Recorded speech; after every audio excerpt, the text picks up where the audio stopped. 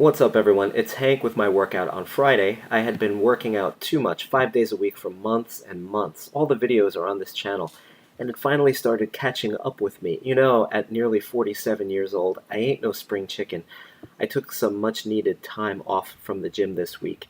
In the 4 days from Monday through Thursday, I only did 4 sets of squats on Wednesday. No other exercise over that 4 day period.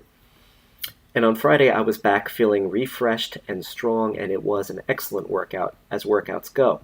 Probably what you'd call a back and biceps workout, with 3 sets each of bent over barbell rows, pull ups, and barbell curls, with some farmer's walks thrown in for total body conditioning.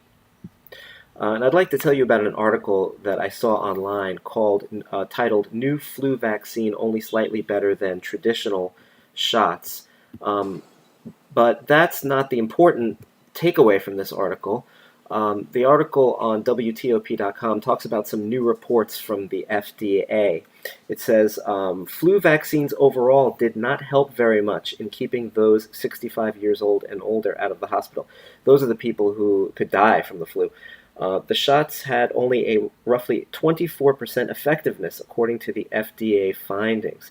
So this doctor, Anthony Fauci, director of National Institute of Allergy and Infectious Diseases at the National Institutes of Health, said, "We really need to do better with flu vaccines." He's basically admitting that they suck. It's always better to get vaccinated than not to get vaccinated, even when the effectiveness of the vaccine is not optimal. Well, that's a highly debatable statement. He said that overall we didn't do very well this year. Yeah, but you should keep getting the shot anyway. The best performance was by a new shot called Flucelvax, which was about 26.5% effective, at least in the senior age group. So, it helped 1 out of 4 people basically. For Americans of all ages, the CDC estimates that the flu shots were 40% effective against all strains this past season and were far less effective against the kind that made most people sick. So not a very good rate of success. Basically a failed flu vaccine.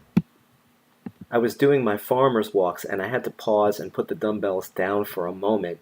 And a fellow gym bro said to me, "You know, I see you doing these farmer's walks and I thought that looks pretty easy. And I see you putting them down." And I was thinking, man, he's weak. And then one day somebody left the 85-pound dumbbell on the other side of the gym, so I had to pick it up and carry it back. And he's like, and oh my God, I realize how hard these are. They are no joke. And he's right, and this is a total body conditioning movement. It's after I do farmer's walks, I'm totally winded. I feel like I just sprinted.